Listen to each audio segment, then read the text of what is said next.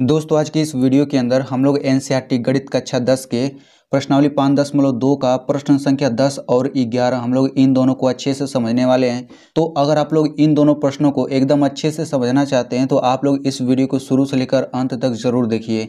तो इसमें ये जो है दोनों प्रश्न काफ़ी सरल हैं, लेकिन इसमें 11वां को समझने के लिए आपको 10वां थोड़ा अच्छे से समझना होगा। ठीक है, तो आप लोग क्वेश्चन संख्या 10 को थोड़ा अच्छे से समझिएगा, आपको 11 नंबर अच्छे से समझ आ जाएगा। तो चलिए सबसे पहले हम क्वेश्चन नंबर 10 से हल करते हैं।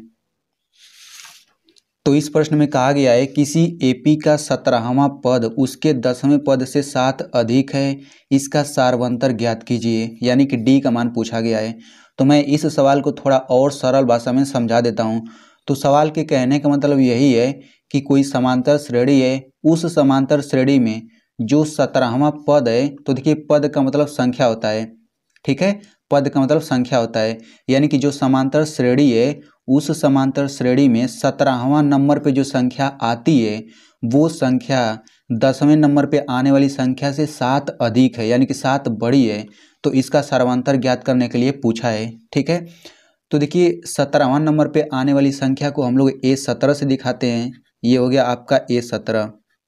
थोड़ा ध्यान से समझिएगा, ये 17वां नंबर पे आने वाली संख्या को A17 से दिखाएंगे और 10वां नंबर पे आने वाली संख्या को हम लोग A10 से दिखाएंगे, यानी कि A17 बराबर कोई संख्या आएगा, यानी A17 कोई संख्या है, A10 कोई संख्या है। तो प्रश्न में यही कहा गया है कि जो ये 17 नंबर पे आने वाली संख्या है ये संख्या 7 बड़ी है इस संख्या से। ठीक है, तो अगर हमें इसे बराबर करना रहे तो हम लोग छोटी संख्या में 7 जोड़ेंगे तभी तो दोनों बराबर होगा। चलिए इसे हम लोग अंकों से समझेंगे तब ये और अच्छे से समझ आ जाएगा। ठीक है, तो आप इसे इधर समझ लीजिए। जैसे मान लीजिए यहाँ पे एक संख्या 8 है, यहाँ पे दूसरी संख्या 5 है। ठीक है, तो यहाँ पे 8 जो है 5 से 3 अधिक है, यानी कि 5 से 3 अधिक 8 है। तो अगर हमें इसे बराबर करना रहे तो 3 अधिक ये है ना, तो हम छोटी में 3 जोड़ेंगे छोटी संख्या में तभी तो दोनों बराबर होगा। आप देख सकते हैं 8 बराबर 5 3 8 हो गया। इसी तरह हम दूसरा एग्जाम्पल ले सकते हैं, जैसे मान लीजिए 10 हो गया फिर 6 हो गया। अब देखिए 10 जो है 6 से 4 अधिक है, तो दोनों को बराबर हम कैसे कर सकते हैं, छोटी में 4 जोड़ेंगे तभी तो दोनों बराबर होगा, 10 बराबर 10 हो जाएगा।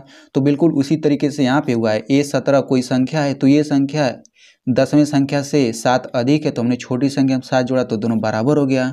ठीक है, सिंपल है। तो इसमें देखिए n वां पद का सूत्र क्या होता है, n वां पद का सूत्र होता है an बराबर a plus n-1 into D, ये n वां पद का सूत्र होता है। तो अगर हम लोग A17 का मान निकालना चाहे तो n की जगह 17 इसी सूत्र में रख देते हैं हम लोग। तो यहाँ पे 17 आएगा तो यहाँ पर भी 17 आएगा, क्योंकि n यहाँ पे है तो यहाँ पर भी है। तो n बराबर 17 रखने पे ये हो जाएगा A17 बराबर a प्लस यहाँ पे हो जाएगा 17 माइनस 1 इंटू डी, यही तो होगा। तो ये हो जाएगा A17 बराबर a प्लस 17 में से 1 घटेगा कितना आ जाएगा 16D, यानी A17 का मान पूरा ये आ गया। वैसे ही A10 का मान हम लोग निकाल लेते हैं, तो n बराबर 10 रखेंगे इसी सूत्र में, तो ये हो जाएगा A10 बराबर यहाँ पे हो जाएगा a प्लस n की जगह हो जाएगा 10 माइनस 1 और इंटू डी, यानी कि A10 बराबर हो जाएगा a प्लस 10 में से 1 घटेगा 9D, यानी कि A17 बराबर ये पूरा है, तो हम लोग A17 की जगह ये पूरा रख देते हैं। ठीक है, तो ये हमारा हो जाएगा a प्लस 16D बराबर इधर हो जाएगा A10, तो A10 का मान हम लोग ये पूरा रख देते हैं, तो ये हो जाएगा a प्लस 9D प्लस 7 है तो 7 को ऐसे ही रहने देते हैं। अब इधर हमें D का मान निकालना है, तो a और d को इधर भेज दीजिए, तो ये हो जाएगा a प्लस 16D, यहाँ प्लस a है इधर आएगा बराबर के तो माइनस a हो जाएगा, प्लस 9D बराबर के इधर आएगा तो माइनस 9D हो जाएगा, फिर बराबर 7। अब यहाँ देखिए a से ये कट गया, 16D में से 9D घटेगा कितना आ जाएगा, ये आ जाएगा 7D बराबर 7। तो 7 और D के बीच में गुणा है, तो यहाँ पे D बराबर हो जाएगा 7 बटे ये वाला 7 नीचे आ जाएगा, तो ये कट के 1 आ जाएगा। तो इस तरह से D बराबर 1 आ गया, यही आपका आंसर है। तो इस तरीके से ये प्रश्न हल हो गया। चलिए बढ़ते हैं अगले प्रश्न की तरफ। तो देखिए अगर आपने क्वेश्चन संख्या 10 को अच्छे से समझा होगा तो ये भी आप समझ जाएंगे। तो देखिए इस प्रश्न में कहा गया है कि समांतर श्रेणी यहाँ पे दिया गया है और इसका कौन सा पद उसके 54वें पद से 132 अधिक होगा। ठीक है, फिर से मैं पढ़ देता हूँ। ये समांतर श्रेणी है, तो हमसे ये पूछा गया है कि इस समांतर श्रेणी में कौन सा पद, यानी कि किस नंबर पे आने वाली संख्या उसके 54वें संख्या से 132 अधिक होगा। ठीक है, तो हमें एग्जैक्ट तो पता नहीं है कि कौन से नंबर पे आने वाली संख्या अधिक है 132, तो हम लोग मान लेते हैं कि nवां पद, ठीक है, हम लोग मान लेते हैं कि जो nवां पद होगा वो 54वें पद से 132 अधिक होगा। यहाँ पे लिख लेते हैं A54। ठीक है, अब ध्यान से देखिए, हम लोग मान लेते हैं कि ये जो nवां पद पे आने वाली संख्या है nवां पद, ये 54वें पद से 132 अधिक है। तो जब ये अधिक है तो हम छोटी संख्या में 132 जोड़ेंगे तभी तो ये दोनों बराबर होगा। सिंपल। ठीक है, बिल्कुल पीछे वाला रूल ही हमने इसमें लगाया है। अब देखिए an का सूत्र क्या होता है, यहाँ पे लिख लेते हैं। an बराबर होता है a plus n-1 into D. nवां पद का सूत्र ये होता है। तो अगर हमें A54 का मान निकालना रहे तो n बराबर यहीं पे 54 रखेंगे ना, तो रख दीजिए। तो ये हो जाएगा A54 बराबर a प्लस, यहाँ पर भी 54 आ जाएगा, -1 और इंटू डी। तो यहाँ से ये हो जाएगा A54 बराबर a प्लस, यहाँ से 54 में से 1 घटेगा 53 और इंटू डी।